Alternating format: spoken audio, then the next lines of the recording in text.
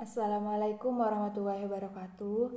Nama saya Alfisyarina Qodaria, NPM 721213217 dari kelas Manajemen Sumber Daya Manusia 2021C. Di sini saya akan menjelaskan materi mengenai kompensasi dan upah, gaji, insentif. Yang pertama yaitu pengertian kompensasi. Kompensasi merupakan semua pendapatan yang berbentuk uang atau barang tidak langsung yang diterima karyawan sebagai imbalan atau jasa yang diberikan kepada perusahaan. Besarnya kompensasi itu mencerminkan status, pengakuan, dan tingkat pemenuhan kebutuhan yang dinikmati oleh karyawan beserta keluarganya. Lalu kompensasi itu dibedakan menjadi dua, yaitu ada kompensasi finansial dan non-finansial. Finansial itu ada langsung dan tidak langsung. Langsung itu berupa upah. Upah adalah suatu penerimaan sebagai imbalan dari pemberi kepada penerima kerja untuk suatu pekerjaan atau jasa yang telah dan akan dilaksanakan. Lalu ada gaji. Gaji merupakan suatu bentuk pembayaran periodik dari seorang majikan kepada karyawan yang dinyatakan dalam suatu kontrak kerja. Lalu ada komisi. Komisi adalah hak yang bisa Anda klaim apabila Anda berhasil menjual suatu produk atau jasa dari suatu vendor. Lalu ada bonus.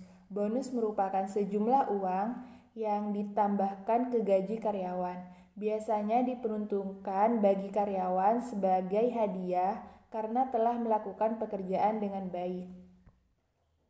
Lalu yang tidak langsung itu ada asuransi kesehatan, bantuan sosial, tunjangan, dan cuti. Lalu di non-finansial itu dibagi lagi menjadi pekerjaan dan lingkungan pekerjaan. Pekerjaan yaitu ada tugas yang menarik, tantangan, tanggung jawab, peluang akan pengakuan, perasaan akan pencapaian. Lalu di lingkungan pekerjaan itu ada kebijakan yang sehat, supervisi yang kompeten, lalu ada rekan kerja yang menyenangkan, simbol status yang tepat, kondisi lingkungan yang nyaman, dan waktu yang luang. Selanjutnya yaitu ada tujuan pemberian kompensasi. Tujuan yang pertama yaitu untuk ikatan kerjasama, lalu tujuan yang kedua yaitu kepuasan kerja, yang ketiga yaitu tujuannya untuk memotivasi, yang keempat yaitu stabilitas karyawan, dan tujuan yang kelima yaitu peningkatan disiplin. Lalu ada metode kompensasi. Yang pertama ada metode tunggal, yaitu ijazah terakhir, pendidikan formal yang dimiliki. Lalu metode jamak yaitu ada ijazah, sifat pekerjaan, pendidikan formal, dan hubungan formal. Sistem kompensasi yang efektif. Yang pertama yaitu sistem kompensasi harus tanggap terhadap situasi yang ada. Lalu yang kedua yaitu sistem kompensasi harus dapat memotivasi karyawannya. Lalu selanjutnya ada upah.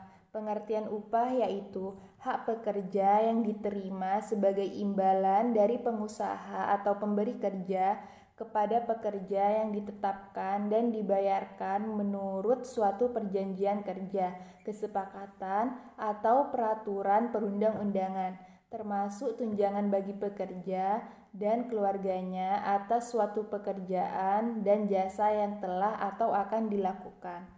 Jenis-jenis upah yaitu ada 5. Yang pertama yaitu sistem upah menurut waktu. Yang kedua yaitu sistem upah borongan. Yang ketiga yaitu sistem CO partnership. Yang keempat yaitu sistem upah premi. Dan yang terakhir yaitu sistem upah berkala.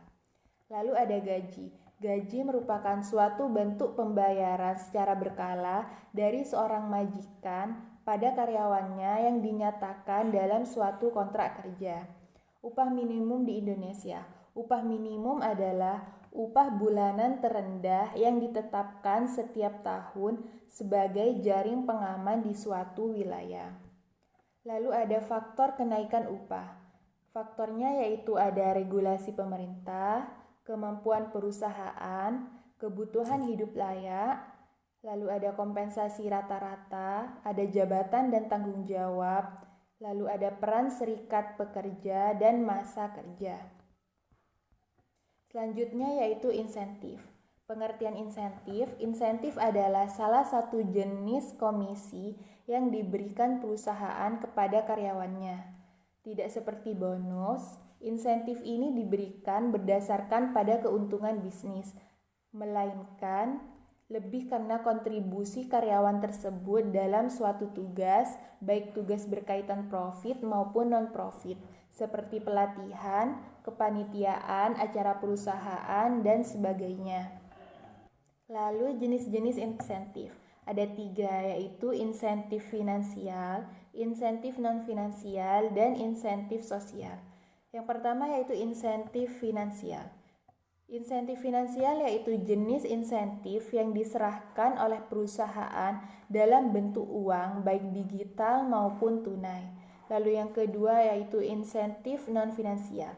Insentif ini merupakan jenis insentif dari perusahaan berupa hal-hal lain selain uang.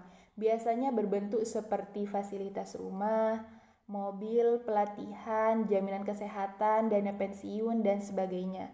Lalu yang ketiga yaitu ada insentif sosial, yaitu bentuk insentif yang jarang disadari oleh karyawan.